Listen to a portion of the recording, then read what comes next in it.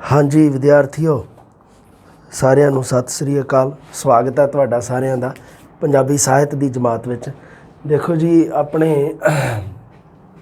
ਆਪਾਂ ਅੱਗੇ ਜਿਹੜਾ ਪੜ੍ਹਨਾ ਟੌਪਿਕ फस्ट ग्रेड ਦੇ ਵਿੱਚ ਵੀ ਹੈ ਤੇ ਸੈਕੰਡ ਗ੍ਰੇਡ ਦੇ ਵਿੱਚ ਵੀ ਦੇ ਰੱਖੇ ਹੈ। ਸਿਲੇਬਸ ਹੈ ਮੇਰੇ ਕੋਲ ਜਸਟ ਹਾਂ ਸਿਲੇਬਸ ਤੁਹਾਨੂੰ ਦਿਖਾਉਣਾ ਮੈਂ ਜਿਹਦੇ ਵਿੱਚ ਹੁਣ ਜਿਹੜਾ ਪਹਿਲਾ ਟੌਪਿਕ ਹੈ ਜਿਵੇਂ ਦੇ ਰੱਖਿਆ ਸੈਕੰਡ ਗ੍ਰੇਡ ਦੇ ਵਿੱਚ ਵੀ ਭਾਸ਼ਾ ਤੇ ਪੰਜਾਬੀ ਭਾਸ਼ਾ ਹੈ ਤਾਂ ਮੈਂ ਸਿੱਧਾ ਹੀ ਲਿਖਤਾ। ਇਹਦੇ ਵਿੱਚ ਭਾਸ਼ਾ ਦੀ ਵੀ ਵਿਆਖਿਆ ਕਰਨੀ ਹੈ, मतलब भाषा की परिभाषा ते विशेषतावां दसणियां ते उस तो बाद पंजाबी भाषा की भी व्याख्या करनी है, मतलब पंजाबी भाषा का निकास विकास ते विशेषतावां भी दसणियां। ये सैकंड ग्रेड दे विच दे रखिया। ये उपर उपर पहला टॉपिक ही दिता होया जदों तुसीं सिलेबस शुरू करदे हो।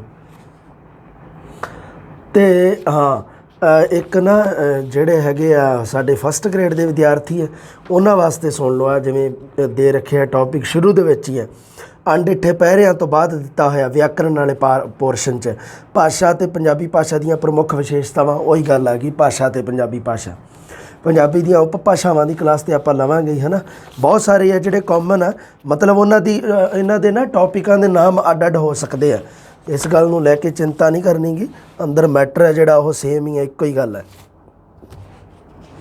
ਇਹਦੇ ਤੁਹਾਨੂੰ ਜਿਹੜੇ ਇਹ ਨੋਟਸ ਆ ਇਹ ਐਪ ਦੇ ਵਿੱਚ ਹੀ ਤੁਹਾਨੂੰ ਮਿਲਣਗੇ ਉੱਥੇ, ਕਿਉਂਕਿ ਦੇਖੋ ਮੈਂ ਤਾਂ ਸੋਚਿਆ ਸੀਗਾ ਵੀ ਤੁਹਾਨੂੰ ਉਹਦੇ ਵਿੱਚ ਭੇਜ ਦਿਆ ਕਰੂੰਗਾ ਗਰੁੱਪ ਦੇ ਵਿੱਚ, ਪਰ ਗਰੁੱਪ ਵਾਲਾ ਕੰਮ ਵੀ ਕਾਰਗਰ ਨਹੀਂ ਹੋਇਆ। ਸਟੂਡੈਂਟ ਸਾਰਿਆਂ ਨੇ ਵੀਡੀਓ ਦੇਖੀ ਨਹੀਂ ਗੀ ਉਹ ਗਰੁੱਪ ਵਾਲੀ, ਤੇ ਉਹਦੇ ਵੀ ਸਮੱਸਿਆ ਵੀ ਉਹ ਮੁੜ ਕੇ ਕੱਲ੍ਹ ਹੀ ਮੈਨੂੰ ਕੋਈ ਮੈਸੇਜ ਕਰੀ ਖੜਾ ਸਟੂਡੈਂਟ ਵੀ, ਸਰ ਮੇਰੇ ਕੋਲ ਇੱਕ ਵੀ PDF ਹੈ ਨਹੀਂ, ਗਰੁੱਪ ਦੇ ਵਿੱਚ ਜੁੜਿਆ ਹੀ ਨਹੀਂ, ਵੀਡੀਓ ਨਹੀਂ ਦੇਖਦੇ। ਤਾਂ ਫਿਰ ਇਹ ਵੀ ਸਮੱਸਿਆ ਹੋ ਗਈ, ਕਿਉਂਕਿ ਜ਼ਿਆਦਾ ਉਹਦੇ ਵਿੱਚ ਮੈਂ ਦੇਖਿਆ, ਮਤਲਬ ਮੈਨੂੰ ਦੱਸਿਆ ਸੀਗਾ ਟੀਮ ਨੇ ਸਾਡੀ ਨੇ ਵੀ ਉੱਧਰ ਸਟੂਡੈਂਟ ਆ ਜਿਹੜੇ ਜਿਨ੍ਹਾਂ ਨੇ ਕੋਰਸ ਲੈ ਰੱਖਿਆ ਉਹ ਜ਼ਿਆਦਾ ਆ, ਗਰੁੱਪ ਦੇ ਵਿੱਚ ਤਾਂ ਹੈ ਹੀ ਕੁਛ ਨਹੀਂ, ਗਰੁੱਪ 'ਚ ਬਹੁਤ ਥੋੜ੍ਹੇ। ਇਸ ਕਰਕੇ ਸਮੱਸਿਆ ਦਾ ਕੋਈ ਹੱਲ ਨਹੀਂ ਹੋ ਰਿਹਾ ਗਾ। ਬਾਕੀ ਐਪ ਦੀ ਸਮੱਸਿਆ ਉਹ ਹੱਲ ਹੋ ਜੂਗੀ, ਐਪ ਵਾਲੀ ਕੋਈ ਮਾੜੀ ਮੋਟੀ ਹੁੰਦੀ ਹੈ ਨਾ, ਜਲਦੀ ਆਪਾਂ ਉਹਦੇ 'ਤੇ ਵੀ ਹੱਲ ਹੋ ਜਾਣੀ ਹੈ ਉਹਦੀ ਸਮੱਸਿਆ ਵੀ। ਹਾਂਜੀ ਲਓ ਗੱਲ ਕਰਦੇ ਹਾਂ ਆਪਾਂ ਭਾਸ਼ਾ ਅਤੇ ਪੰਜਾਬੀ ਭਾਸ਼ਾ। ਇਹ ਮੈਂ ਨਹੀਂ ਤੁਹਾਨੂੰ ਕੋਈ ਪਰਸਨਲ ਨਹੀਂ ਭੇਜੂਗਾ ਹੁਣ, ਮੇਰੇ ਕੋਲ ਸਮਾਂ ਬਿਲਕੁਲ ਨਹੀਂ ਹੁੰਦਾ ਗਾ ਹੁਣ, ਅਤੇ ਕਿਉਂਕਿ ਮੈਂ ਤੁਹਾਨੂੰ ਪਤਾ ਹੀ ਹੈ ਗੰਗਾ ਨਗਰ ਸ਼ਿਫਟ ਹੋ ਗਿਆ ਅੱਜ ਕੱਲ੍ਹ, ਉੱਥੇ ਹੁੰਦਾ ਮੈਂ। ਇੱਥੇ ਰਹਿਸਾ ਨਗਰ ਮੈਂ ਘੱਟ ਹੀ ਆਉਣਾ ਹੁਣ, ਰਹਿਸਾ ਨਗਰ ਸੈਚਰਡੇ ਸੰਡੇ ਹੀ ਆਉਣਾ, ਕੁਛ ਨਿੱਜੀ ਕਾਰਨਾਂ ਕਰਕੇ ਮੈਂ ਹੋ ਗਿਆ ਗੰਗਾ ਨਗਰ ਸ਼ਿਫਟ। ਖੈਰ ਜੁੜਿਆ ਰਹੂੰਗਾ ਮੈਂ ਸੰਤਵੀਰ ਸਰ ਟੀਮ ਦੇ ਨਾਲ ਜੁੜਿਆ ਹੋਇਆ, ਐਪ ਨਾਲ ਜੁੜੇ ਹੋਏ ਹਾਂ। ਤੁਹਾਡਾ ਵਧੀਆ ਕੰਮ ਆਪਾਂ ਤੁਹਾਨੂੰ ਜਿਵੇਂ ਜਿਵੇਂ ਦੱਸਿਆ ਸੀ ਜੋ ਬਸ ਤੁਸੀਂ ਫੋਲੋ ਕਰਦੇ ਜਾਣਾ, ਕੁਛ ਨਹੀਂ ਹੋਰ, ਬਾਕੀ ਕੋਈ ਪ੍ਰੋਬਲਮ ਨਹੀਂ। ਅਤੇ ਇਹ ਬਾਈ ਤੁਹਾਨੂੰ ਮਿਲ ਹੀ ਜਾਣੇ ਆ ਸਾਰਿਆਂ ਨੂੰ। ਆਹ ਇਹ ਜਿਹੜੇ ਹੈਗੇ ਆ ਨੋਟਸ ਇਹ ਐਪ ਦੇ ਵਿੱਚੋਂ ਹੀ ਤੁਸੀਂ ਉੱਥੋਂ ਹੀ ਡਾਊਨਲੋਡ ਕਰਨੇ ਆ। ਇੱਕੇ ਵਾਰੀ ਸਾਰਿਆਂ ਦੇ ਵਧੀਆ ਉਹ ਐਪ ਸੈੱਟ ਹੋ ਜੂਗੀ, ਡਾਊਨਲੋਡ ਹੋਣ ਲੱਗ ਜਾਣਗੇ। ਕੋਈ ਨਹੀਂ 2 ਦਿਨ ਰੁਕ ਜਾਓ, 4 ਦਿਨ ਰੁਕ ਜਾਓਗੇ, ਹੋਰ ਇਸ ਤੋਂ ਉੱਤੇ ਕੁਛ ਨਹੀਂ ਗਾ। ਸਮਝੋ ਬਸ ਗੱਲਾਂ ਨੂੰ, ਤੁਸੀਂ ਧਿਆਨ ਨਾਲ ਸਮਝਣਾ। ਤੁਸੀਂ ਸਭ ਤੋਂ ਪਹਿਲਾਂ ਭਾਸ਼ਾ ਅਤੇ ਪੰਜਾਬੀ ਭਾਸ਼ਾ ਦੀ ਗੱਲ ਕਰਦੇ ਹਾਂ। ਸਭ ਤੋਂ ਪਹਿਲਾਂ ਗੱਲ ਕਰਾਂਗੇ ਭਾਸ਼ਾ ਦੀ। ਭਾਸ਼ਾ ਦੇ ਵਿੱਚੋਂ ਪ੍ਰਸ਼ਨ ਜ਼ਰੂਰ ਆਊਗਾ, ਪਿਛਲੀ ਵਾਰੀ ਵੀ ਆਇਆ ਸੀਗਾ, ਕਾਮਨ ਜੀ ਗੱਲ, ਬਹੁਤ ਕਾਮਨ ਗੱਲਾਂ ਨਾ ਤੁਸੀਂ ਸੁਣੀਆਂ ਹੋਈਆਂ ਵੀ ਭਾਸ਼ਾ ਕਹਿੰਦੇ ਕਿਹਨੂੰ ਹੈ ਜੀ। ਭਾਸ਼ਾ ਲੋਕ ਜੀਵਨ ਦਾ ਅਹਿਮ ਅੰਗ ਹੈ, ਮਨੁੱਖੀ ਸੱਭਿਅਤਾ ਦਾ ਸਭ ਤੋਂ ਕੀਮਤੀ ਸਰਮਾਇਆ ਧਨ ਦੌਲਤ ਹੈ ਨਾ, ਜਿਹਨੂੰ ਆਪਾਂ ਕਹਿ ਦਿੰਦੇ ਸਰਮਾਇਆ ਦਾ ਮਤਲਬ ਹੁੰਦਾ ਧਨ ਦੌਲਤ। ਧਿਆਨ ਰੱਖਿਆ ਕਰੋ ਸ਼ਾਬਦਿਕ ਅਰਥਾਂ ਦੇ। ਉੱਥੇ ਜਦੋਂ ਐਗਜ਼ਾਮ ਦੇ ਵਿੱਚ ਸ਼ਬਦਾਵਲੀ ਜਿਹੜੀ ਲਿਖੀ ਜਾਂਦੀ ਆ ਉਹ ਔਖੀ ਸ਼ਬਦਾਵਲੀ ਲਿਖੀ ਜਾਂਦੀ ਹੁੰਦੀ ਹੈ, ਉਹ ਪੰਜਾਬੀ ਦੇ ਸ਼ਬਦਾਂ ਨੂੰ ਧਿਆਨ 'ਚ ਰੱਖ ਕੇ ਲਿਖੀ ਜਾਂਦੀ ਹੁੰਦੀ ਹੈ, ਹਿੰਦੀ ਜਾਂ ਕਿਸੇ ਹੋਰ ਭਾਸ਼ਾ ਦੇ ਸ਼ਬਦਾਂ ਨੂੰ ਧਿਆਨ 'ਚ ਨਹੀਂ ਰੱਖਿਆ ਜਾਂਦਾ ਹੁੰਦਾ। ਇਹ ਤੁਸੀਂ ਗੱਲ ਯਾਦ ਰੱਖਣੀ ਹੈ ਮੇਰੀ। ਜਿਹੜਾ ਮੈਂ ਅਰਥ ਤੁਹਾਨੂੰ ਦੱਸਦਾ ਹੁੰਦਾ ਨਾ ਕਈ ਵਾਰੀ, ਇਹਦਾ ਮਤਲਬ ਇਹ ਆ ਵੀ ਬਹੁਤ ਇੰਪੋਰਟੈਂਟ ਆ ਉਹ। ਤੁਹਾਡੇ ਵਿੱਚੋਂ ਬਹੁਤ ਸਾਰੇ ਸਟੂਡੈਂਟ ਨੂੰ ਉਹਦਾ ਅਰਥ ਨਹੀਂ ਪਤਾ ਗਾ। ਇਹਦਾ ਮਤਲਬ ਕਾਮਨ ਗੱਲ ਦਾ ਤਾਂ ਮੈਂ ਦੱਸਦਾ ਹੀ ਨਹੀਂ ਗਾ ਕਿਸੇ ਨੂੰ। ਹੁਣ ਮੈਂ ਮਨੁੱਖ ਦਾ ਥੋੜ੍ਹਾ ਅਰਥ ਤੁਹਾਨੂੰ ਦੱਸੂਗਾ, ਹੈ ਨਾ। ਇਸ ਕਰਕੇ ਸਰਮਾਇਆ ਦਾ ਮਤਲਬ ਹੁੰਦਾ ਧਨ ਜਾਂ ਦੌਲਤ। ਹੁਣ ਇੱਕ ਦੇਖੋ ਭਾਸ਼ਾ ਦੀ ਤੁਸੀਂ ਸਾਧਨ ਵਾਲੀ ਇੱਕ ਪਰਿਭਾਸ਼ਾ ਬੜੀ ਸੁਣੀ ਹੈ ਵੀ ਭਾਸ਼ਾ ਇੱਕ ਸਾਧਨ ਹੈ ਨਾ। ਭਾਸ਼ਾ ਸਾਡੇ ਵਿਚਾਰਾਂ ਜਾਂ ਭਾਵਾਂ ਨੂੰ ਦੂਜਿਆਂ ਤੱਕ ਪਹੁੰਚਾਉਣ ਦਾ, ਜਾਂ ਦੂਜਿਆਂ ਦੇ ਭਾਵਾਂ ਜਾਂ ਵਿਚਾਰਾਂ ਨੂੰ ਆਪਣੇ ਮਤਲਬ ਕੀ ਹੈ, ਇੱਕ ਤਾਂ ਪ੍ਰਗਟ ਕਰਨੇ ਆ ਵਿਚਾਰ ਆਪਣੇ, ਇੱਕ ਦੂਜਿਆਂ ਦੇ ਵਿਚਾਰਾਂ ਨੂੰ ਪ੍ਰਾਪਤ ਕਰਨਾ ਹੈ। ਦੂਜਿਆਂ ਦੇ ਵਿਚਾਰਾਂ ਜਾਂ ਭਾਵਾਂ ਨੂੰ ਪ੍ਰਾਪਤ ਕਰਨ ਦਾ ਇੱਕ ਸਾਧਨ ਹੈ। ਆਪਾਂ ਇਹ ਗੱਲ ਸੁਣਦੇ ਆਏ ਹਾਂ ਅੱਜ ਤੱਕ। ਇਹ ਕਾਮਨ ਜੀ ਪਰਿਭਾਸ਼ਾ ਠੀਕ ਹੈ ਵੀ ਭਾਸ਼ਾ ਉਹ ਸਾਧਨ ਹੈ ਜਿਸ ਦੁਆਰਾ ਮਨੁੱਖ ਆਪਣੇ ਵਿਚਾਰ ਤੇ ਭਾਵ ਦੂਜੇ ਤੱਕ ਪਹੁੰਚਾਉਂਦਾ ਹੈ। ਆ ਬਹੁਤ ਕਾਮਨ ਗੱਲਾਂ ਇਹ ਰੀਟ ਦੇ ਵਿੱਚ ਤੁਸੀਂ ਸਾਰਿਆਂ ਨੇ ਪੜ੍ਹੀਆਂ ਹੋਈਆਂ, ਬਹੁਤ ਹੀ ਕਾਮਨ ਹੈ। ਜਿਹੜੀ ਗੱਲ ਆਪਾਂ ਕਰਨੀ ਆਪਾਂ ਥੋੜ੍ਹੀ ਜਿਹੀ ਉੱਪਰ ਵਾਲੇ ਲੈਵਲ ਦੀ ਗੱਲ ਕਰਨੀ ਹੈ। ਆ ਜਾਓ ਜੀ ਗੱਲ ਕਰਦੇ ਹਾਂ। ਹਾਂ, ਆਪਣੀ ਗੱਲ ਸਮਝਾਉਣ ਵਾਸਤੇ ਦੇਖੋ ਬੜੀ ਇੰਪੋਰਟੈਂਟ ਗੱਲ ਮੈਂ ਤੁਹਾਨੂੰ ਇੱਥੇ ਦੱਸੂਗਾ। ਮੈਂ ਗੱਲ ਬਹੁਤ ਜ਼ਰੂਰੀ ਲਿਖੀ ਆ। ਮੈਂ ਇੱਕ ਪ੍ਰਸ਼ਨ ਦੇਖਿਆ ਸੀ ਇੱਕ ਵਾਰ, ਤਾਂ ਮੈਂ ਕਿਹਾ ਚਲੋ ਇਹ ਵੀ ਤੁਹਾਨੂੰ ਦੱਸਦਾ ਜਾਊਂਗਾ ਨਾਲ, ਬਹੁਤ ਇੰਪੋਰਟੈਂਟ ਹੈ ਇਹ। ਆਪਣੀ ਗੱਲ ਸਮਝਾਉਣ ਵਾਸਤੇ ਆਪਾਂ ਕਈ ਵਾਰੀ ਸ਼ੈਂਤਾਂ ਦੀ ਵਰਤੋਂ ਕਰ ਲੈਂਦੇ ਹਾਂ, ਚਿੰਨ੍ਹਾਂ ਦੀ, ਇਸ਼ਾਰਿਆਂ ਦੀ ਵਰਤੋਂ ਕੀਤੀ ਜਾਂਦੀ ਹੈ, ਪਰ ਇਹ ਵਿਧੀ ਪੂਰਨ ਤੌਰ 'ਤੇ ਸੰਚਾਰ ਦੇ ਸਮਰੱਥ ਨਹੀਂ ਹੈ। ਧਿਆਨ ਰੱਖਣਾ ਤੁਸੀਂ ਇਹ ਗੱਲ ਵੀ ਆਪਾਂ ਕਈ ਵਾਰੀ ਸ਼ੈਂਤ ਨਾਲ ਕੰਮ ਚਲਾ ਲੈਂਦੇ ਹਾਂ, ਹੈ ਨਾ। ਸ਼ੈਂਤ ਮਤਲਬ ਇਸ਼ਾਰੇ ਨਾਲ, ਇਸ਼ਾਰਾ ਕਰਕੇ ਕਿਸੇ ਨਾਲ ਆਪਾਂ ਗੱਲ ਆਪਣੀ ਗੱਲ ਆ ਜਿਹੜੀ ਆਪਣਾ ਮੈਸੇਜ ਆ ਆਪਾਂ ਸਾਹਮਣੇ ਵਾਲੇ ਤੱਕ ਪਹੁੰਚਾ ਲੈਂਦੇ ਹਾਂ, ਦੂਸਰੇ ਦਾ ਮੈਸੇਜ ਵੀ ਪ੍ਰਾਪਤ ਕਰ ਸਕਦੇ ਹਾਂ। ਪਰ ਧਿਆਨ ਰੱਖਣਾ ਇਹ ਜਿਹੜੀ ਵਿਧੀ ਹੈ ਤੁਹਾਡੀ ਸ਼ੈਂਤਾਂ, ਚਿੰਨ੍ਹ, ਇਸ਼ਾਰੇ ਕਰਨੇ, ਇਹ ਪੂਰਨ ਤੌਰ 'ਤੇ ਸੰਚਾਰ ਦੇ ਸਮਰੱਥ ਨਹੀਂ ਹੈ। ਇਸ ਲਈ ਭਾਸ਼ਾ ਭਾਵਾਂ ਨੂੰ ਪ੍ਰਗਟਾਉਣ ਵਾਸਤੇ ਸਭ ਤੋਂ ਵੱਧ ਸਫਲ ਸਾਧਨ ਹੈ। ਪ੍ਰਸ਼ਨ ਇਹ ਬਣਿਆ ਸੀਗਾ ਵੀ ਭਾਵਾਂ ਨੂੰ ਪ੍ਰਗਟਾਉਣ ਵਾਸਤੇ ਕਿਹੜੇ ਸਾਧਨ ਵਰਤੇ ਜਾਂਦੇ ਹਨ, ਜਾਂ ਭਾਵਾਂ ਨੂੰ ਪ੍ਰਗਟ ਕਰਨ ਵਾਸਤੇ ਕਿਹੜੇ ਸਾਧਨ ਦੀ ਵਰਤੋਂ ਕੀਤੀ ਜਾਂਦੀ ਹੈ। ਉਹਦੇ ਵਿੱਚ ਕੀ ਸੀਗਾ ਵੀ ਭਾਸ਼ਾ ਆਪਸ਼ਨ ਪਾਇਆ ਸੀਗਾ, ਉਸ ਤੋਂ ਬਾਅਦ ਇੱਕ ਪਾਇਆ ਸੀਗਾ ਸ਼ੈਂਤਾਂ, ਇੱਕ ਇਸ਼ਾਰੇ ਪਾਤਾ, ਇੱਕ ਥੱਲੇ ਲਿਖਤਾ ਉਪਰੋਕਤ ਸਾਰੇ ਹੀ ਸਹੀ। ਤਾਂ ਬਹੁਤ ਸਾਰੇ ਮੇਰੇ ਵਰਗੇ ਬੈਠੇ ਸੀ, ਉਹਨਾਂ ਨੇ ਉਹ ਕਹਿੰਦੇ ਵੀ ਲੈ ਵੀ ਆਪਾਂ ਆਪਣੇ ਵਿਚਾਰਾਂ ਨੂੰ ਪ੍ਰਗਟ ਕਰਨਾ, ਮੰਨ ਲਓ ਭਾਵਾਂ ਦਾ ਸੰਚਾਰ ਕਰਨਾ, ਅਤੇ ਭਾਵਾਂ ਦਾ ਸੰਚਾਰ ਤਾਂ ਹੋ ਜਾਂਦਾ ਸ਼ੈਂਤਾਂ ਨਾਲ, ਇਸ਼ਾਰਿਆਂ ਨਾਲ। ਜਿਹੜੇ ਬਾਹਰੇ ਸ਼ੈਂਤਾਂ ਮਾਰਦੇ ਹੁੰਦੇ ਸੀ ਉਹਨਾਂ ਨੇ ਜਾ ਕੇ ਉੱਥੇ ਸਹੀ ਕਰਤਾ, ਉਹ ਉਪਰੋਕਤ ਸਾਰੇ ਕਰ ਰਹੇ। ਅਤੇ ਅਸਲ ਦੇ ਵਿੱਚ ਸਹੀ ਉੱਤਰ ਕੀ ਸੀ ਆ ਦੇਖ ਲਓ। ਇਹਦੇ ਆ ਜਿਹੜੀ ਗੱਲ ਤੁਸੀਂ 3 ਲਾਈਨਾਂ ਜਦੋਂ ਪੜ੍ਹੋਗੇ ਤਾਂ ਤੁਹਾਡੀ ਸਥਿਤੀ ਕਲੀਅਰ ਹੋ ਜਾਊਗੀ ਵੀ ਭਾਵਾਂ ਨੂੰ ਪ੍ਰਗਟ ਕਰਨ ਵਾਸਤੇ ਜੇ ਕੋਈ ਸਭ ਤੋਂ ਵੱਧ ਸਫਲ ਚੀਜ਼ ਹੈ ਤਾਂ ਉਹ ਭਾਸ਼ਾ ਹੈ। ਆਪਾਂ ਭਾਸ਼ਾ ਦੀ ਗੱਲ ਕਰ ਰਹੇ ਹਾਂ, ਇਹਨਾਂ ਦਾ ਤਾਂ ਆਪਣਾ ਕੰਮ ਹੀ ਕੋਈ ਨਹੀਂ, ਸ਼ੈਂਤਾਂ, ਚਿੰਨ੍ਹ ਅਤੇ ਇਸ਼ਾਰੇ, ਹੈ ਨਾ। ਕਈ ਵਾਰੀ ਇਹਨਾਂ ਦਾ ਗਲਤ ਵੀ ਅਰਥ ਨਿਕਲ ਜਾਂਦਾ, ਸ਼ੈਂਤ ਜਾਂ ਇਸ਼ਾਰੇ ਦਾ ਕੁੱਟ ਵੀ ਪੈ ਜਾਂਦੀ ਹੈ ਕਈ ਵਾਰੀ। ਸੋ ਇਸ ਤਰ੍ਹਾਂ ਦੀਆਂ ਪਰਿਸਥਿਤੀਆਂ ਤੋਂ ਆਪਾਂ ਨੂੰ ਬਚ ਕੇ ਰਹਿਣਾ। ਹਾਂਜੀ, ਅੱਗੇ ਨੋਟ ਲਾ ਕੇ ਇੱਕ ਗੱਲ ਲਿਖੀ ਹੈ ਮੈਂ ਵੀ ਭਾਸ਼ਾਈ ਸ਼ਬਦਾਂ ਦੇ ਇਤਿਹਾਸ ਦੇ ਅਧਿਐਨ ਨੂੰ ਨਿਰੁਕਤੀ ਆਖਦੇ ਹਨ। ਨਿਰੁਕਤੀ ਸ਼ਬਦ ਮੈਂ ਕਿਹਾ ਤੁਸੀਂ ਨਾ ਬਹੁਤ ਸਾਰੇ ਪੜ੍ਹਦੇ ਹੋਵੋਗੇ ਬੁੱਕਸ, ਹੈ ਨਾ, ਪੰਜਾਬੀ ਭਾਸ਼ਾ ਦੀਆਂ, ਭਾਸ਼ਾ ਵਿਗਿਆਨ ਦੀਆਂ, ਹੈ ਨਾ। ਤੁਹਾਡੇ ਕੋਲ ਮੈਟਰ ਇਕੱਠਾ ਹੋਣਾ ਕਿਉਂਕਿ ਬਥੇਰੇ YouTube 'ਤੇ ਲੱਗੇ ਪਏ ਦਿਖਾਉਣ, ਹੈ ਨਾ, ਵੀ ਆਹ ਕਿਤਾਬ ਪੜ੍ਹ ਲਓ, ਉਹ ਕਿਤਾਬ ਪੜ੍ਹ ਲਓ। ਫਿਰ ਅਸੀਂ ਵੀ ਪਿੱਛੇ ਭੱਜ ਕੇ ਜਾਂਦੇ ਹਾਂ ਵੀ ਆਹ ਵੀ ਲੈ ਆਈਏ, ਉਹ ਵੀ ਲੈ ਆਈਏ, ਹੈ ਨਾ।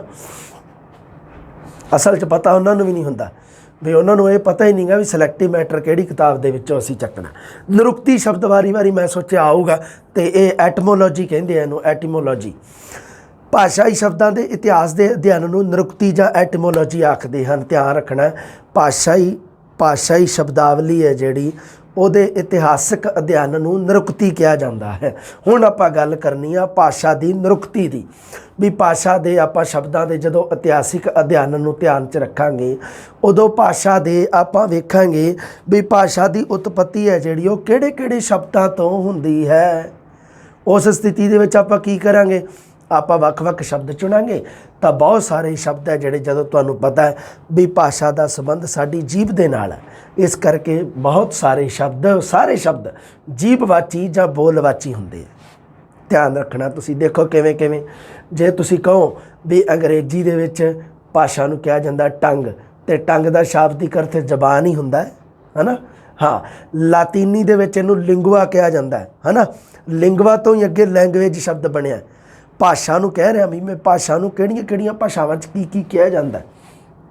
ਲਾਤੀਨੀ ਵਿੱਚ ਇਹਨੂੰ ਲਿੰਗਵਾ ਕਿਹਾ ਜਾਂਦਾ, ਅਤੇ ਲਿੰਗਵਾ ਦਾ ਸ਼ਾਬਦਿਕ ਅਰਥ ਜੀਭ ਹੀ ਹੁੰਦਾ। ਅੱਗੇ ਦੇਖੋ ਉਰਦੂ ਫਾਰਸੀ ਦੇ ਵਿੱਚ ਭਾਸ਼ਾ ਨੂੰ ਕਿਹਾ ਜਾਂਦਾ ਜ਼ਬਾਨ ਹੀ ਹੈ, ਅਤੇ ਅਰਬੀ ਦੇ ਵਿੱਚ ਇਸ ਨੂੰ ਲਿਸਾਨ ਕਿਹਾ ਜਾਂਦਾ। ਇਹ ਹੁਣ ਟੰਗ, ਲਿੰਗਵਾ, ਜ਼ਬਾਨ ਅਤੇ ਲਿਸਾਨ, ਇਹ ਚਾਰੇ ਦੇ ਚਾਰੇ ਸ਼ਬਦ ਹੈ ਜਿਹੜੇ ਇਹ ਜੀਭਵਾਚੀ ਹੈ, ਬੋਲਵਾਚੀ ਹੈ। ਇਹਨਾਂ ਦਾ ਸੰਬੰਧ ਜੀਭ ਦੇ ਨਾਲ ਹੈ, ਅਤੇ ਜੀਭ ਦੇ ਦੁਆਰਾ ਆਪਾਂ ਕੀ ਕਰਦੇ ਹਾਂ, ਬੋਲਦੇ ਹਾਂ। ਇਸ ਕਰਕੇ ਜੀਭਵਾਚੀ ਅਤੇ ਬੋਲਵਾਚੀ ਦੋਨੋਂ ਸਮਾਨਾਰਥੀ ਰੂਪ ਵਿੱਚ ਲਿਖੇ ਆ। ਮੈਂ ਆਹ ਥੋੜ੍ਹੀ ਜਿਹੀ ਤੁਸੀਂ ਧਿਆਨ 'ਚ ਰੱਖਣੀ ਹੈ ਗੱਲ, ਵੀ ਨਿਰੁਕਤੀ ਦੇ ਪੱਖ ਤੋਂ ਭਾਸ਼ਾ ਦੇ ਸਾਰੇ ਸ਼ਬਦ ਹੈ ਜਿਹੜੇ ਇਹ ਕਿਹੜੇ ਆ ਜੀ, ਦੱਸੋ। ਜੀਭਵਾਚੀ ਹੈ ਨਾ, ਇਹਦਾ ਉੱਤਰ ਤੁਹਾਡਾ ਜੀਭਵਾਚੀ ਹੋਣਾ ਚਾਹੀਦਾ।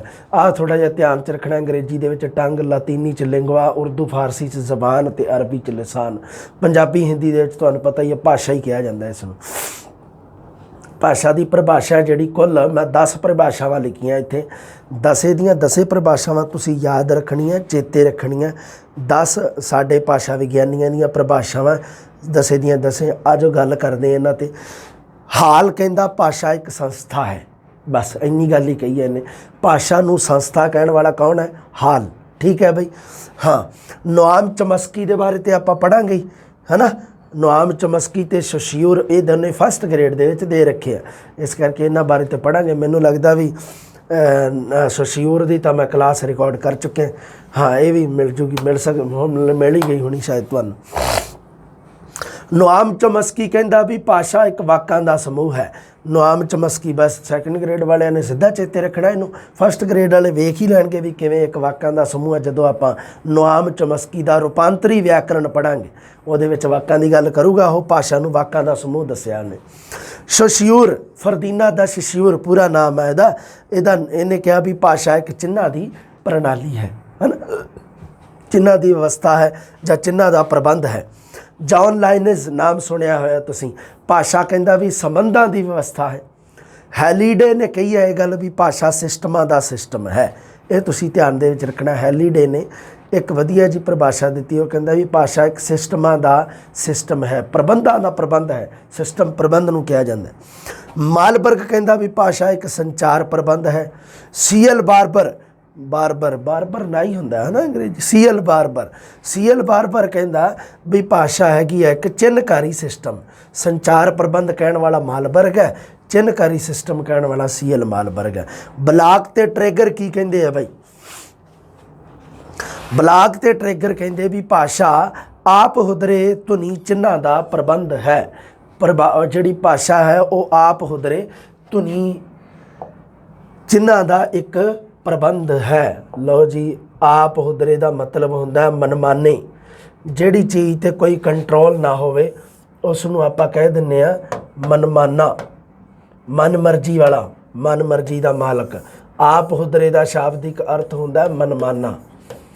ਮਨਮਾਨੇ ਆ ਚਿੰਨ੍ਹ। ਆ ਜਾਊਗਾ ਅੱਗੇ ਗੱਲ, ਤੁਹਾਨੂੰ ਦੱਸ ਦੂੰਗਾ। ਸੈਕੰਡ ਗ੍ਰੇਡ ਵਾਲੇ ਫਸਟ ਗ੍ਰੇਡ ਵਾਲਿਆਂ ਨੇ ਤਾਂ ਸੁਣ ਹੀ ਲਈ ਹੈ। ਅਸਲ 'ਚ ਤੁਸੀਂ ਮੈਨੂੰ ਲੱਗਦਾ ਹਾਂ ਬਿਲਕੁਲ ਇਹ ਜਿਹੜਾ ਉਹ ਸ਼ੋਸ਼ੀਓਰ ਦੀ ਜਦੋਂ ਆਪਾਂ ਗੱਲ ਕੀਤੀ ਸੀਗੀ ਉਦੋਂ ਪੜ੍ਹ ਚੁੱਕੇ ਹਾਂ ਆਪਾਂ। ਅੱਗੇ ਫੇਰ ਆ ਜੂਗੀ। ਸੈਕੰਡ ਗ੍ਰੇਡ ਦੇ ਵਿਦਿਆਰਥੀ ਵੀ ਇਸ ਚੀਜ਼ ਨੂੰ ਸਮਝ ਲੈਣਗੇ ਵੀ ਕਿਵੇਂ ਇਹਨੂੰ ਆਪ ਹੁਦਰੇ ਧੁਨੀ ਚਿੰਨ੍ਹਾਂ ਦਾ ਪ੍ਰਬੰਧ ਕਿਹਾ ਜਾਂਦਾ। ਬਲਾਕ ਤੇ ਟ੍ਰਿਗਰ ਨੇ ਇਹ ਗੱਲ ਕਹੀ ਹੈ ਅਤੇ ਇਸ ਚੀਜ਼ ਨੂੰ ਪੂਰਾ ਮਤਲਬ ਸ਼ਾਨਦਾਰ ਤਰੀਕੇ ਨਾਲ ਦੱਸਣ ਵਾਲਾ ਸ਼ੋਸ਼ੀਓਰ ਹੈ। ਅੱਗੇ ਆਟੋ ਜੈਸਪਰਸਨ ਕੀ ਆਂਦਾ ਕਿ ਭਾਸ਼ਾ ਇੱਕ ਮਨੁੱਖੀ ਕਿਰਿਆ ਹੈ ਜਿਸ ਦਾ ਮਨੋਰਥ ਭਾਵਾਂ ਅਤੇ ਵਿਚਾਰਾਂ ਦਾ ਸੰਚਾਰ ਕਰਨਾ ਹੈ। ਮਨੋਰਥ ਤੁਹਾਨੂੰ ਪਤਾ ਹੀ ਹੈ ਨਾ, ਮਨੋਰਥ ਦਾ ਅਰਥ ਹੁੰਦਾ ਉਦੇਸ਼। ਉਦੇਸ਼ ਕੀ ਹੈ ਜੀ? ਭਾਵਾਂ ਅਤੇ ਵਿਚਾਰਾਂ ਦਾ ਸੰਚਾਰ ਕਰਨਾ ਹੈ। ਸਾਪਿਰ ਨੇ ਕੀ ਪਰਿਭਾਸ਼ਾ ਦਿੱਤੀ ਹੈ? ਸਾਪਿਰ ਨੇ ਕਿਹੜਾ ਸੱਪ ਕੱਢਿਆ ਦੇਖਦੇ ਹਾਂ। ਸਵੈ ਇੱਛਾ ਨਾਲ ਪੈਦਾ ਕੀਤੇ ਪ੍ਰਤੀਕਾਂ ਰਾਹੀਂ ਵਿਚਾਰਾਂ, ਭਾਵਾਂ ਅਤੇ ਇੱਛਾਵਾਂ ਦੇ ਸੰਚਾਰ ਦਾ ਸ਼ੁੱਧ ਮਾਨਵੀ ਅਤੇ ਗੈਰ ਜਮਾਂਦਰੂ ਢੰਗ ਹੈ। ਲਓ ਜੀ, ਇਹ ਸਾਪਿਰ ਨੇ ਅੱਗੇ ਨੋਟ ਲਾ ਕੇ ਲਿਖੀਏ। ਤੁਹਾਨੂੰ ਪਤਾ ਹੀ ਹੈ ਡਾਕਟਰ ਪ੍ਰੇਮ ਪ੍ਰਕਾਸ਼ ਸਿੰਘ ਪੰਜਾਬੀ ਦਾ ਪ੍ਰਸਿੱਧ ਭਾਸ਼ਾ ਵਿਗਿਆਨੀ ਹੈ। ਉਹਨੇ ਸਾਰੀਆਂ ਜਿਹੜੀਆਂ ਪਰਿਭਾਸ਼ਾਵਾਂ ਆ ਜਿਹੜੀਆਂ ਇਹਨਾਂ ਨੂੰ ਉਹਨੇ 5 ਭਾਗਾਂ ਦੇ ਵਿੱਚ ਵੰਡਿਆ। ਧਿਆਨ ਰੱਖਣਾ। ਮਾਧਿਅਮ ਮੁੱਖ ਪਰਿਭਾਸ਼ਾਵਾਂ, ਸਿਸਟਮ ਮੁੱਖ ਪਰਿਭਾਸ਼ਾਵਾਂ, ਬਣਤਰ ਮੁੱਖ, ਖੁਦ ਮੁਖਤਾਰ ਹੋਂਦ ਮੂਲਕ ਪਰਿਭਾਸ਼ਾਵਾਂ ਅਤੇ ਚਿੰਨ੍ਹ ਮੂਲਕ। ਇਹ 5 ਭਾਗਾਂ ਦੇ ਵਿੱਚ ਇਹਨੇ ਵੰਡਿਆ ਇਹਨਾਂ ਪਰਿਭਾਸ਼ਾਵਾਂ ਨੂੰ। ਪ੍ਰੇਮ ਪ੍ਰਕਾਸ਼ ਕਹਿੰਦਾ ਵੀ ਅੱਜ ਤੱਕ ਦੇ ਜਿੰਨੇ ਭਾਸ਼ਾ ਵਿਗਿਆਨੀ ਹੋਏ ਆ ਕਿਸੇ ਨੇ ਤਾਂ ਭਾਸ਼ਾ ਦੀ ਮਾਧਿਅਮ ਮੁੱਖ ਪਰਿਭਾਸ਼ਾ ਦਿੱਤੀ ਹੈ। ਮਤਲਬ ਜੇ ਕਿਸੇ ਨੇ ਕਿਹਾ ਆ ਵੀ ਜਿਹੜੀ ਭਾਸ਼ਾ ਹੈ ਉਹ ਵਿਚਾਰਾਂ ਨੂੰ ਪ੍ਰਗਟ ਕਰਨ ਦਾ ਇੱਕ ਮਾਧਿਅਮ ਹੈ, ਇਹ ਹੋ ਗਈ ਮਾਧਿਅਮ ਮੁੱਖ ਪਰਿਭਾਸ਼ਾ। ਸਿਸਟਮ ਮੁੱਖ, ਜੇ ਕਿਸੇ ਨੇ ਕਿਹਾ ਵੀ ਭਾਸ਼ਾ ਇੱਕ ਸਿਸਟਮ ਹੈ, ਭਾਸ਼ਾ ਇੱਕ ਵਿਵਸਥਾ ਹੈ। ਸਿਸਟਮ ਦਾ ਸ਼ਾਬਦਿਕ ਅਰਥ ਵਿਵਸਥਾ ਬਈ, ਇੰਗਲਿਸ਼ ਦਾ ਸ਼ਬਦ ਹੈ ਸਿਸਟਮ। ਸਿਸਟਮ ਵਿਵਸਥਾ ਹੈ। ਜੇ ਕਿਸੇ ਨੇ ਵਿਵਸਥਾ ਵਾਲੀ, ਸਿਸਟਮ ਵਾਲੀ। ਜੇ ਕਿਸੇ ਨੇ ਭਾਸ਼ਾ ਦੀ ਬਣਤਰ, ਬਨਾਵਟ ਦੀ ਪਰਿਭਾਸ਼ਾ ਦਿੱਤੀ ਤਾਂ ਉਹਨੇ ਬਨਾਵਟ ਨੂੰ ਧਿਆਨ 'ਚ ਰੱਖ ਕੇ ਤਾਂ ਉਹਨੂੰ ਬਣਤਰ ਮੁੱਖ ਪਰਿਭਾਸ਼ਾ ਕਹਿਤਾ। ਖੁਦ ਮੁਖਤਾਰ ਹੋਂਦ ਮੂਲਕ। ਖੁਦ ਮੁਖਤਾਰ ਮਤਲਬ ਕੀ ਹੁੰਦਾ? ਜਿਸ ਦੇ ਉੱਪਰ ਆਪਣਾ ਖੁਦ ਦਾ ਅਧਿਕਾਰ ਹੋਵੇ, ਖੁਦ ਦੀ ਮੁਖਤਿਆਰੀ ਹੋਵੇ, ਖੁਦ ਦਾ ਅਧਿਕਾਰ, ਉਸ ਦੀ ਹੋਂਦ, ਕਿਸੇ ਚੀਜ਼ ਦਾ ਹੋਂਦ, ਕਿਸੇ ਚੀਜ਼ ਦਾ ਧਰਤੀ ਦੇ ਉੱਪਰ ਹੋਣਾ, ਉਹ ਹੈ ਜਿਹੜਾ ਉਹ ਖੁਦ ਦੇ ਕਾਰਨ ਹੋਵੇ, ਉਸ ਨੂੰ ਕਿਹਾ ਜਾਂਦਾ ਖੁਦ ਮੁਖਤਾਰ ਹੋਣ ਮੂਲਕ ਪਰਿਭਾਸ਼ਾ। ਚਿੰਨ੍ਹ ਮੂਲਕ ਤੁਹਾਨੂੰ ਪਤਾ ਹੀ ਹੈ ਵੀ ਭਾਸ਼ਾ ਨੂੰ ਬਹੁਤ ਸਾਰੇ ਮਤਲਬ ਕਿ ਅੱਜ ਕੱਲ੍ਹ ਭਾਸ਼ਾ ਨੂੰ ਚਿੰਨ੍ਹਾਂ ਦਾ ਇੱਕ ਪ੍ਰਬੰਧ ਕਿਹਾ ਜਾਂਦਾ ਹੈ। ਚਿੰਨ੍ਹ ਮੂਲਕ ਪਰਿਭਾਸ਼ਾ ਜਿਹਨੇ ਦਿੱਤੀ ਤਾਂ ਉਹ ਹੈ ਜਿਹੜੀ ਉਹ ਪਰਿਭਾਸ਼ਾ ਚਿੰਨ੍ਹ ਮੂਲਕ ਦੀ ਸ਼੍ਰੇਣੀ ਦੇ ਵਿੱਚ ਆ ਜਾਊਗੀ। ਇਸ ਤਰ੍ਹਾਂ ਕਰਕੇ 5 ਭਾਗਾਂ ਦੇ ਵਿੱਚ ਵੰਡ ਕੇ ਇਸ ਨੇ ਇਸ ਚੀਜ਼ ਨੂੰ ਪ੍ਰੇਮ ਪ੍ਰਕਾਸ਼ ਸਿੰਘ ਨੇ ਕਲੀਅਰ ਕੀਤਾ ਹੈ। 3 ਗੱਲਾਂ ਹੋਰ ਲਿਖੀਆਂ ਮੈਂ, ਦੇਖੋ ਤੁਸੀਂ ਧਿਆਨ ਨਾਲ ਪੜ੍ਹੋ ਕੀ ਲਿਖਿਆ। ਇੱਕ ਤਾਂ ਮੈਂ ਲਿਖਿਆ ਵੀ ਭਾਸ਼ਾ ਦਾ ਸੁਭਾਅ ਹੈ ਜਿਹੜਾ ਇਹ ਸੰਚਾਰ ਮੁਖੀ ਹੁੰਦਾ ਹੈ। ਭਾਸ਼ਾ ਦਾ ਸੁਭਾਅ ਸੰਚਾਰ ਮੁਖੀ ਹੁੰਦਾ ਹੈ। ਭਾਸ਼ਾ ਦਾ ਨੇਚਰ ਕਿਵੇਂ ਦਾ ਹੈ? ਸੰਚਾਰ ਮੁਖੀ ਹੈ, ਧਿਆਨ ਦੇ ਵਿੱਚ ਰੱਖਣਾ। ਭਾਸ਼ਾ ਆਪਣੇ ਆਪ ਦੇ ਵਿੱਚ ਭਾਸ਼ਾ ਦਾ ਨੇਚਰ, ਭਾਸ਼ਾ ਦਾ ਸੁਭਾਅ ਹੈ ਜਿਹੜਾ ਉਹ ਸੰਚਾਰ ਮੁਖੀ ਕਿਵੇਂ ਹੈ? ਕਿਉਂਕਿ ਭਾਸ਼ਾ ਹੈ ਜਿਹੜੀ ਉਹ ਸੰਚਾਰਾਂ ਦਾ ਵਹਿਨ ਕਰਦੀ ਹੈ। ਅਗਲੀ ਗੱਲ ਸੁਣੋ, ਕਹਿੰਦਾ ਭਾਸ਼ਾਈ ਸੰਚਾਰ ਦੀ ਪ੍ਰਕਿਰਤੀ ਉਚਾਰ ਮੁਖ ਹੁੰਦੀ ਹੈ। ਦੇਖੋ ਭਾਸ਼ਾ ਦਾ ਸੁਭਾਅ ਤਾਂ ਸੰਚਾਰ ਮੁਖੀ ਹੈ, ਠੀਕ ਹੈ। ਭਾਸ਼ਾ ਸੰਚਾਰ ਦਾ ਸਾਧਨ ਹੈ ਇੱਕ। ਭਾਸ਼ਾ ਸੰਚਾਰ ਦੀ ਪ੍ਰਕਿਰਤੀ ਕਿਵੇਂ ਦੀ ਹੈ? ਭਾਸ਼ਾ ਸੰਚਾਰ ਦੀ ਪ੍ਰਕਿਰਤੀ ਹੈਗੀ ਆ ਉਚਾਰ ਮੁਖੀ, ਧਿਆਨ ਦੇ ਵਿੱਚ ਰੱਖਣਾ। ਭਾਸ਼ਾ ਸੰਚਾਰ ਕਿਵੇਂ ਹੋਊਗਾ? ਜਦੋਂ ਆਪਾਂ ਸ਼ਬਦਾਂ ਦਾ ਉਚਾਰਨ ਕਰਾਂਗੇ। ਜੇ ਆਪਾਂ ਸੁਣ ਵੀ ਰਹੇ ਹਾਂ ਤਾਂ ਵੀ ਕਿਸੇ ਨੇ ਉਚਾਰਨ ਕੀਤੇ ਹੋਏ ਸੁਣ ਰਹੇ ਹਾਂ, ਇਸ ਕਰਕੇ ਉਚਾਰ ਮੁਖੀ ਕਿਹਾ ਜਾਂਦਾ। ਧਿਆਨ ਰੱਖਣਾ ਤੁਸੀਂ ਉਹ 2 ਸ਼ਬਦ ਸੰਚਾਰ ਮੁਖੀ, ਉਚਾਰ ਮੁਖੀ। ਸ਼ੋਸ਼ਿਊਰ ਨੇ ਕੀ ਕਿਹਾ? ਉਹ ਕਹਿੰਦਾ ਭਾਸ਼ਾ ਵਿੱਚ ਉਚਾਰ ਜਾਂ ਬੋਲ ਪ੍ਰਾਥਮਿਕ ਹੈ। ਦੇਖੋ ਸ਼ੋਸ਼ਿਊਰ ਤੋਂ ਪਹਿਲਾਂ ਭਾਸ਼ਾ ਦੇ ਲਿਖਤੀ ਰੂਪ ਦਾ ਹੀ ਅਧਿਐਨ ਕੀਤਾ ਜਾਂਦਾ ਸੀ। ਤੁਸੀਂ ਇਹ ਗੱਲ ਥੋੜ੍ਹੀ ਜਿਹੀ ਸਮਝਣੀ ਹੈ। ਪਰ ਸ਼ੋਸ਼ਿਊਰ ਕਹਿੰਦਾ ਨਹੀਂ, ਭਾਸ਼ਾ ਦੇ ਲਿਖਤੀ ਰੂਪ ਦਾ ਕਿਉਂ ਅਧਿਐਨ ਕੀਤਾ ਜਾਵੇ ਵੀ? ਕਿਉਂਕਿ ਜਦੋਂ ਆਪਾਂ ਕਹਿੰਦੇ ਹਾਂ ਇਹ ਗੱਲ ਬਈ ਸਭ ਤੋਂ ਪਹਿਲਾਂ ਜਦੋਂ ਭਾਸ਼ਾ ਦਾ ਮੰਨ ਲਓ ਭਾਸ਼ਾ ਜਨਮ ਹੋਇਆ, ਮੰਨ ਲਓ ਕਹਿ ਲਓ ਵੀ ਭਾਸ਼ਾ ਦਾ ਜਦੋਂ ਨਿਕਾਸ ਹੋਇਆ ਤਾਂ ਉਦੋਂ ਉਹ ਮਤਲਬ ਕਿਹੜੇ ਰੂਪ ਦੇ ਵਿੱਚ ਹੋਇਆ? ਮੌਖਿਕ ਰੂਪ ਦੇ ਵਿੱਚ ਹੋਇਆ, ਉਚਰਿਤ ਰੂਪ ਦੇ ਵਿੱਚ ਹੋਇਆ, ਬੋਲ ਰੂਪ ਦੇ ਵਿੱਚ ਹੋਇਆ। ਲਿਖਿਤ ਰੂਪ 'ਚ ਤਾਂ ਹੋਇਆ ਨਹੀਂ, ਕਿਉਂਕਿ ਲਿਪੀ ਦੀ ਕਾਢ ਤਾਂ ਮਨੁੱਖ ਨੇ ਬਹੁਤ ਬਾਅਦ ਵਿੱਚ ਕੱਢੀ ਹੈ। ਇਸ ਕਰਕੇ ਕੀ ਹੈ, ਸ਼ੋਸ਼ਿਊਰ ਨੇ ਉਸ ਚੀਜ਼ ਨੂੰ ਥੋੜ੍ਹਾ ਜਿਹਾ ਪਲਟਿਆ, ਉਸ ਚੀਜ਼ ਨੂੰ ਪਲਟਾ ਤਾਂ ਕਹਿੰਦਾ ਸ਼ੋਸ਼ਿਊਰ ਅਨੁਸਾਰ ਭਾਸ਼ਾ ਵਿੱਚ ਉਚਾਰ ਜਾਂ ਬੋਲ ਪ੍ਰਾਥਮਿਕ ਹੈ। ਸ਼ੋਸ਼ਿਊਰ ਨੇ ਤਾਂ ਭਾਸ਼ਾ ਦੇ ਉੱਪਰ ਜਿੰਨਾ ਵੀ ਮਤਲਬ ਆਪਣਾ ਕਾਰ ਵਿਹਾਰ ਕਾਰਜ ਕੀਤਾ ਹੈ ਉਹ ਸਾਰਾ ਦਾ ਸਾਰਾ ਭਾਸ਼ਾ ਦੇ ਉਚਾਰ ਨੂੰ ਮੁੱਖ ਰੱਖ ਕੇ ਧਿਆਨ ਦੇ ਵਿੱਚ ਕੀਤਾ। ਭਾਸ਼ਾ ਦੇ ਮੌਖਿਕ ਰੂਪ ਨੂੰ, ਨਾ ਕਿ ਲਿਖਿਤ ਰੂਪ ਨੂੰ। 2 ਰੂਪ ਹੈ ਭਾਸ਼ਾ ਦੇ, ਇੱਕ ਮੌਖਿਕ ਇੱਕ ਲਿਖਿਤ। ਸ਼ੋਸ਼ਿਊਰ ਦੀ ਪ੍ਰਾਥਮਿਕਤਾ ਮੌਖਿਕ ਰੂਪ ਦੇ ਵੱਲ ਹੈ। ਲਓ ਜੀ, ਭਾਸ਼ਾ ਦੀਆਂ ਵਿਸ਼ੇਸ਼ਤਾਵਾਂ ਦੀ ਗੱਲ ਕਰਦੇ ਹਾਂ। ਉੱਪਰ ਹੋ ਗਿਆ ਸਾਰੀ ਗੱਲ ਭਾਸ਼ਾ ਦੇ ਬਾਰੇ, ਗੱਲਾਂ ਕਲੀਅਰ ਹੋ ਗਈਆਂ, ਪਰਿਭਾਸ਼ਾ ਵਗੈਰਾ। ਚਾਰਲਸ ਹਾਕਟ ਪ੍ਰਸਿੱਧ ਭਾਸ਼ਾ ਵਿਗਿਆਨੀ ਹੈ। ਇਹਨੇ ਮਾਨਵੀ ਭਾਸ਼ਾ ਮਤਲਬ ਮਨੁੱਖ ਜਿਹੜੀਆਂ ਭਾਸ਼ਾ ਬੋਲਦਾ ਹੈ ਉਹਦੀਆਂ 7 ਵਿਸ਼ੇਸ਼ਤਾਵਾਂ ਦਾ ਉਲੇਖ ਕੀਤਾ ਹੈ। 7 ਦੀਆਂ 7 ਅੱਜ ਆਪਾਂ ਕਲੀਅਰ ਕਰ ਲੈਂਦੇ ਹਾਂ ਸ਼ਾਨਦਾਰ ਤਰੀਕੇ ਨਾਲ। ਪ੍ਰਸ਼ਨ ਤੁਹਾਡਾ ਗਲਤ ਨਹੀਂ ਹੋਣਾ ਚਾਹੀਦਾ। ਹੋ ਸਕਦਾ ਉੱਪਰੋਂ ਪ੍ਰਸ਼ਨ ਨਾ ਆਵੇ, ਪ੍ਰਸ਼ਨ ਇਹਦੇ ਵਿੱਚ ਆਉਂਦਾ ਹੀ ਆਉਂਦਾ ਹੁੰਦਾ। ਲਓ ਜੀ, ਸਭ ਤੋਂ ਪਹਿਲਾ ਹੈਗਾ ਦੋਪੱਖਤਾ। ਪਹਿਲੀ ਵਿਸ਼ੇਸ਼ਤਾ ਦੋਪੱਖਤਾ, ਅੰਗਰੇਜ਼ੀ में ਲਿਖਤੀ ਹੈ ਡਿਊਲਿਟੀ। 2 ਪੱਖ ਹੁੰਦੇ ਹਨ, 2 ਪੱਖ, 2 ਪਕਸ਼, 2 ਵੇ ਜਾਂ ਆਪਾਂ ਕਹਿ ਦਿੰਦੇ ਕਈ ਵਾਰੀ। ਦੇਖਦੇ ਆ ਵੀ ਭਾਸ਼ਾ ਦੇ ਵਿੱਚ ਦੋਪੱਖਤਾ ਕੀ ਚੀਜ਼ ਆ।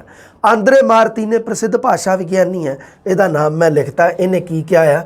ਇਹ ਕਹਿੰਦਾ ਭਾਸ਼ਾ ਦੋਹਰੇ ਉਚਾਰਨ ਵਾਲੀ ਹੈ। ਅਗਰ ਪ੍ਰਸ਼ਨ ਬਣ ਜੇ ਵੀ ਭਾਸ਼ਾ ਨੂੰ ਦੋਹਰੇ ਉਚਾਰਨ ਵਾਲੀ, ਦੋਹਰੇ ਉਚਾਰ ਵਾਲੀ ਪ੍ਰਕਿਰਿਆ ਕਿਸ ਨੇ ਕਿਹਾ ਹੈ, ਤਾਂ ਉਹਦਾ ਨਾਮ ਹੈ ਜੀ ਆਂਦਰੇ ਮਾਰਤੀਨੇ। ਆਂਦਰੇ ਮਾਰਤੀਨੇ ਨਾਮ ਹੀ ਬੜਾ ਘੈਂਟ ਹੈ ਇਹਦਾ, ਆਂਦਰੇ ਮਾਰਤੀਨੇ। ਭਾਸ਼ਾ ਨੂੰ ਦੋਹਰੇ ਉਚਾਰ ਵਾਲੀ ਕਿਹਾ ਹੈ। ਪਹਿਲਾ ਉਚਾਰਨ ਹੁੰਦਾ ਹੈ, ਪਹਿਲਾ ਉਚਾਰਨ ਤਾਂ ਹੁੰਦਾ ਵਾਕਾਤਮਕ, ਵਾਕ ਪੱਧਰ 'ਤੇ। ਪਹਿਲਾ ਉਚਾਰਨ ਵਾਕ ਪੱਧਰ 'ਤੇ। ਕਈ ਸਾਰੇ ਸ਼ਬਦ ਲਿਖੂੰਗਾ ਮੈਂ, ਵਾਕਾਤਮਕ ਅਤੇ ਵਿਆਕਰਣ 2 ਇਕੱਠੇ ਲਿਖਤੇ ਹੈ ਇਹਦੇ। ਪਹਿਲਾ ਉਚਾਰਨ ਨੂੰ ਵਾਕਾਤਮਕ ਜਾਂ ਵਿਆਕਰਣ ਮਤਲਬ ਵਾਕ ਪੱਧਰ 'ਤੇ, ਵਾਕ ਲੈਵਲ 'ਤੇ, ਠੀਕ ਹੈ। ਅਤੇ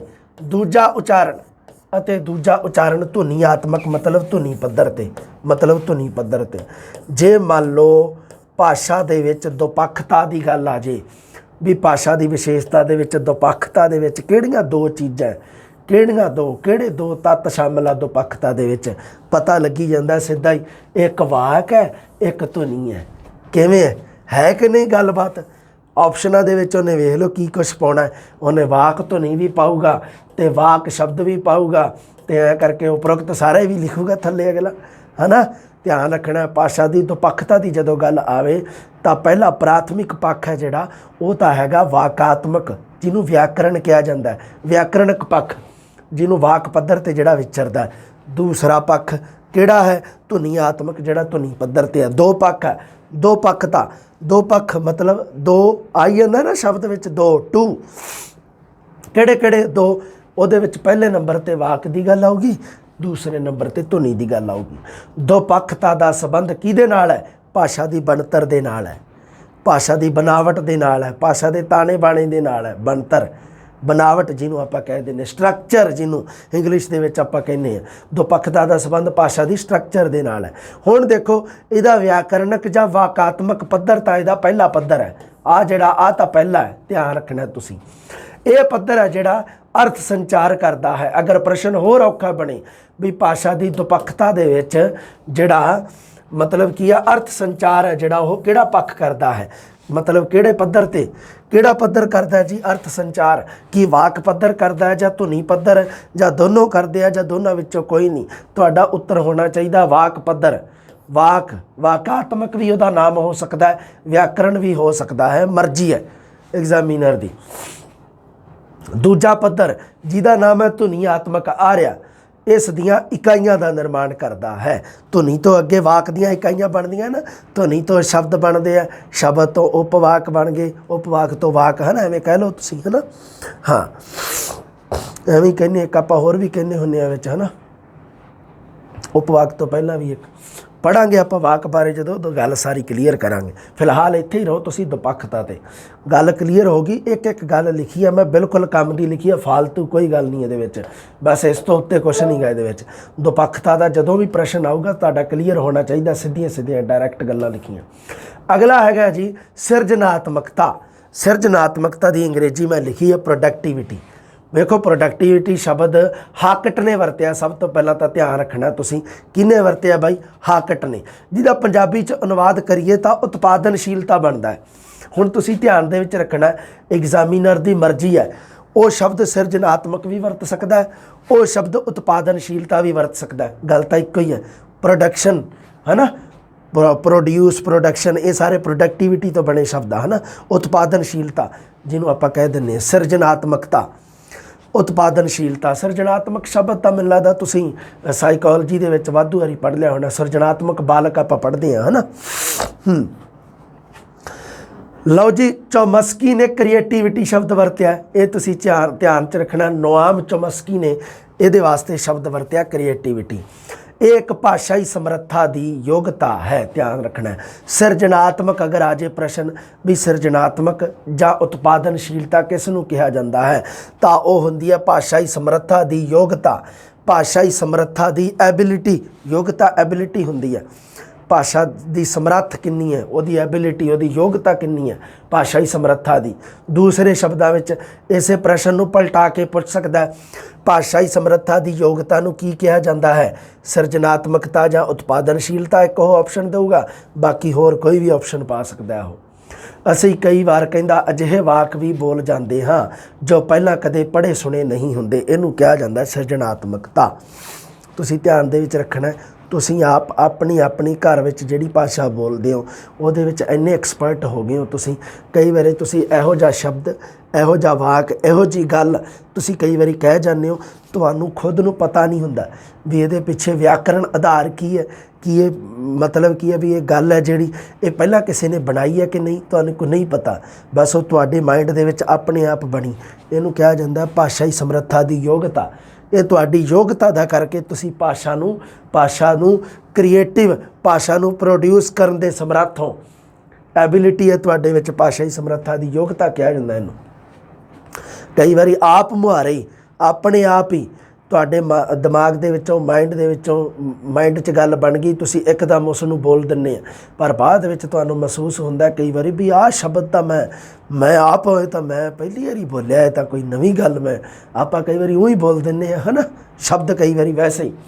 ये है जिहड़ा ये कारण है, इहदे पिछे कारण हुंदा है सिरजनात्मकता, प्रोडक्टिविटी जां इहदा उत्पादनशीलता शब्द भी है। हाकट ने प्रोडक्टिविटी वरत्या, चोमस्की ने इहदा शब्द इहदे वास्ते क्रिएटिविटी वरत्या।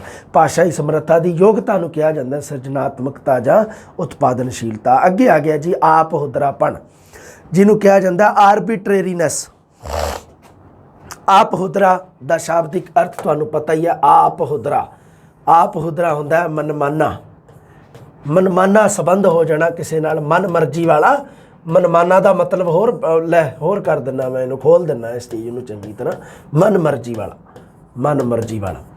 हुण मैं बस नॉर्मल गल लिखती है, समझा मैं तुहानू दिना भी भाषा दे विच विशेषता जिहड़ी तीजे नंबर ते आप हुदरापन, ये है की चीज़ है। भाषाई चिन्हां विच चिहनक ते चिहनत दा कोई जमांदरू संबंध नहीं हुंदा, बल्कि समाज द्वारा मन मर्जी नाल स्थापित किया गया हुंदा है। लो हुण तुसीं सोचां च पै गए, सैकंड ग्रेड वाले तो सोचां च पै गए, क्योंकि फस्ट ग्रेड वालिਆਂ ਨੂੰ ਤਾਂ पता ही है आप हुदरापन की चीज़ है। जदों आपां शशियोर की गल पढ़ी सी तो उदों मैं तुहानू चिहनक ते चिहनत दो गल कीती सी। अच्छा की कीता शशियोर ने, की कीता, ਇਹਦੇ ਤੇ आ जाने ਆਪਾਂ, ਇਹਦੇ ਤੇ गल करनी आ जा। हाँ लो जी, लै भी शशियोर दस तू की कीता। शशियोर ने की कीता, भाषा वो कहंदा भी चिन्हां दी व्यवस्था है। भाषा उन्हें एवें कहा सी, पर भाषा पढ़ी सी आपां। उन्हें की कीता, चिन्हां नूं दो भागां च वंड लिया। बई किन्ने भागां च? दो भागां दे विच। एक नूं उन्हें नाम दिता चिहनक। चिहनक, नाका नहीं अपना, चिहनक। एक दा नाम उन्हें देता चिहनत। चिहनत, एक चिहनक, एक चिहनत, एक कै नाल, एक तै नाल। हुण उस तो बाद की कीता उन्हें, आप हुदरेपण की गल करदा मैं। वो कहंदा भी दो चीज़ां है, चिहनक ते चिहनत। चिहनक तां हैगी आ साडे वल्लों जिहड़ा शब्द बोलिया जांदा है, उन्होंने उन्हें नाम देता चिहनक। किसे हर एक चीज़ का नाम कह लो तुसी, जिवें मोबाइल नाम है ये, है ना, जिवें मान लो बल्ब, ट्यूबलाइट, आ बोर्ड, मेरे हाथ दे विच फड़िया होया जिहड़ा पैन, है ना, ये चीज़ां जिहड़ियां इन्हां दे नाम है जिहड़े जिहड़े मैं लए आ। इहदा नाम बोर्ड, इहदा पैन, इधर वाटर कूलर, ये है जिहड़ियां सारियां, ये शब्द है जिहड़े, इन्हां नूं उन्हें चिहनक कहता। शब्दां नूं तां चिहनत असली वस्तु, असली वस्तु जिहड़ी सीगी उहनूं उन्हें चिहनत कहता, जिहदे वास्ते आपां चिहनक शब्द वरतिया सी, जिन्हों आपां जिहड़े शब्द नाल संबोधन कीता सी, जिहड़ी चीज़ असली चीज़ नूं, उस असली चीज़ नूं तां उन्हें चिहनत कहता। हुण की है, इहदे वास्ते पैन शब्द वरतिया।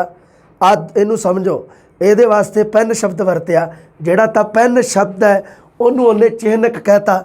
असली वस्तु जिहड़ी आ तुहाडे सामने है, इहनूं उन्हें चिहनत कहता। ठीक है, गल क्लीयर।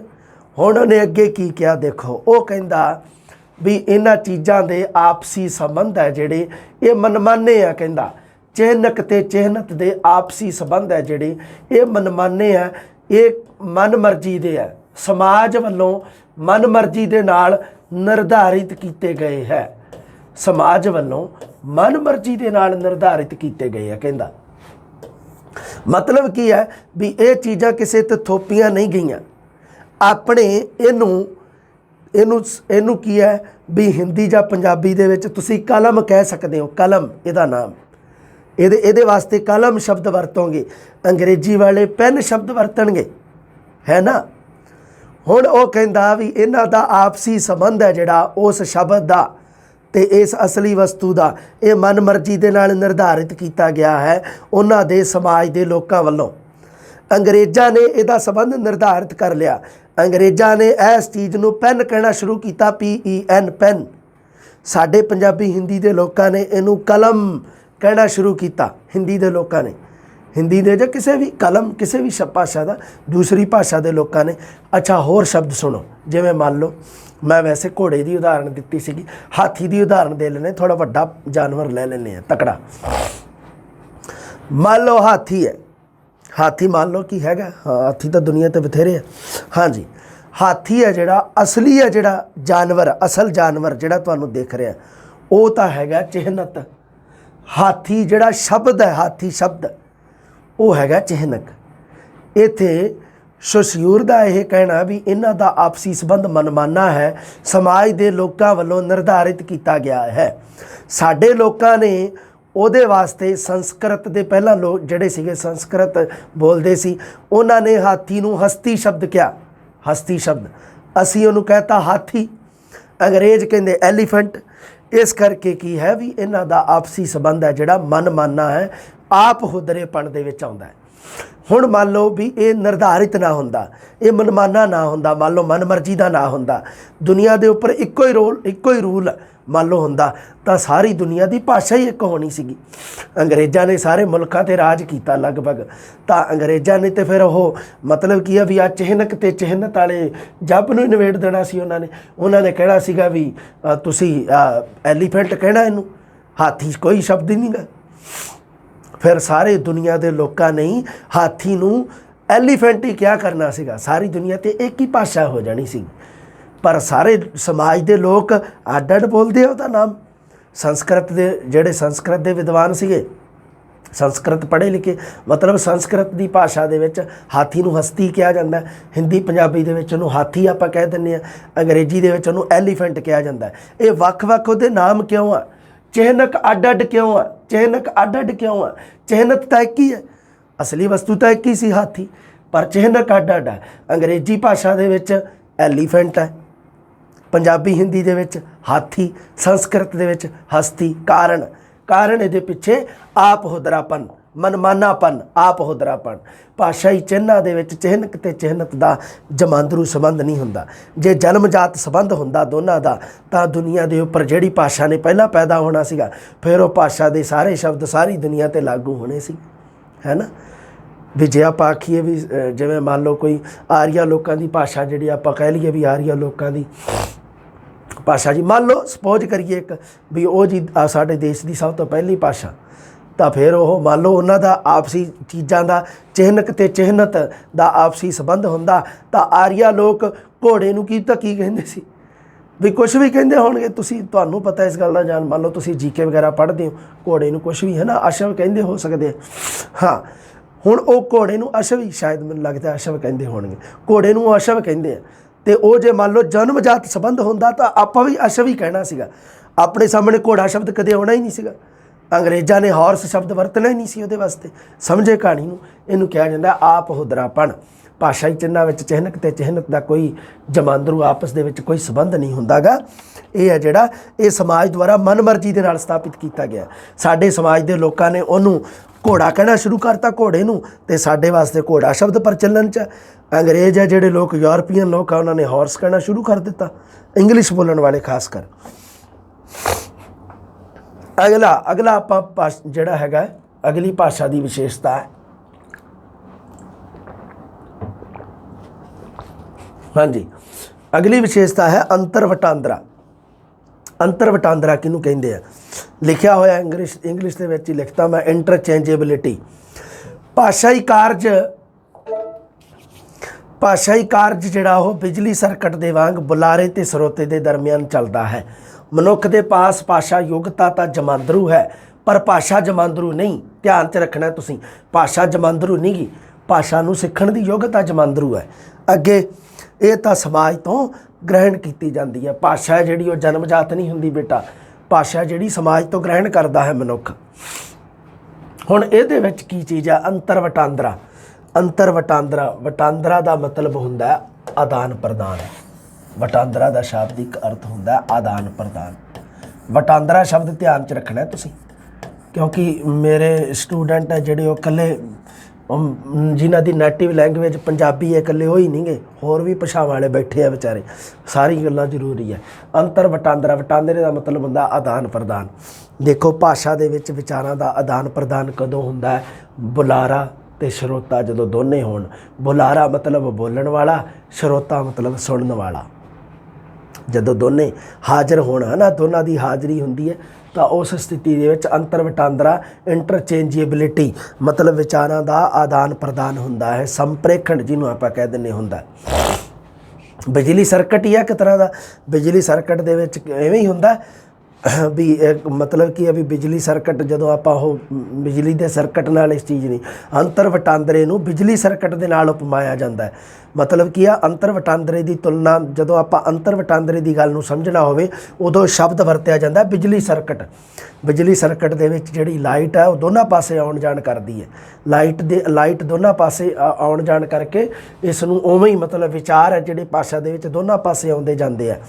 ਬੋਲਣ ਵਾਲਾ ਮੰਨ ਲਓ ਖੜਾ, ਇੱਧਰ ਸੁਣਨ ਵਾਲਾ वाला खड़ा है, आ जिहड़ा बोलूगा आ सुनूगा, जदों आ बोलूगा फिर आ सुनूगा। मतलब की है भी बुलारा ते वक्ता ते श्रोता, बुलारे का मतलब दूसरा वक्ता मतलब बोलन वाला, वक्ता ते श्रोता दोने बदलते रहंदे हैं।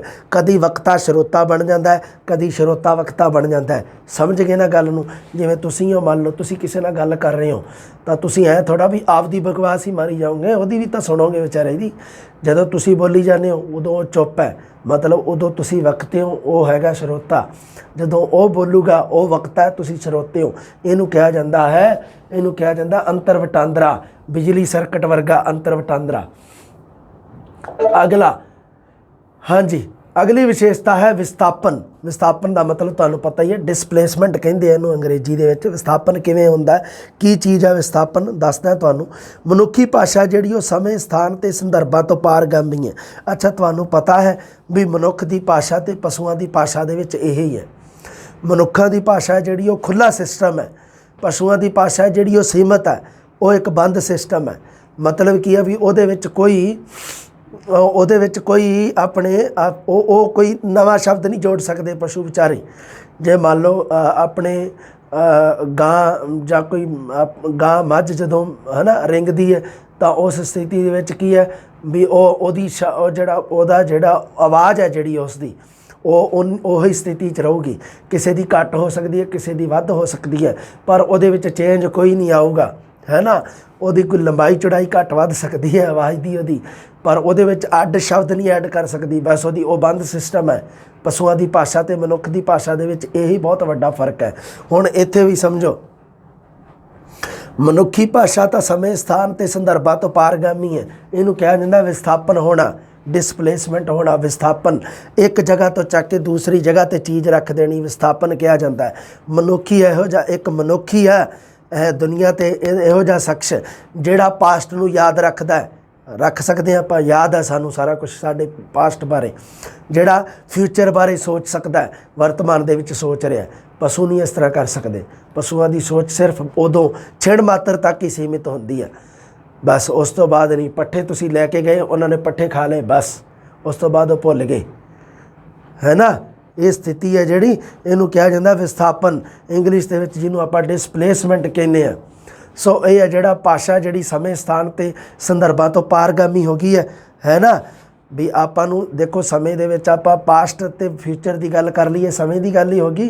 आपां पिछलियां गल्लां नूं चेते रख सकते हैं, फ्यूचर प्लानिंग बना सकते हैं। ये समय तो पारगामी होगी, स्थान तो पारगामी होगी।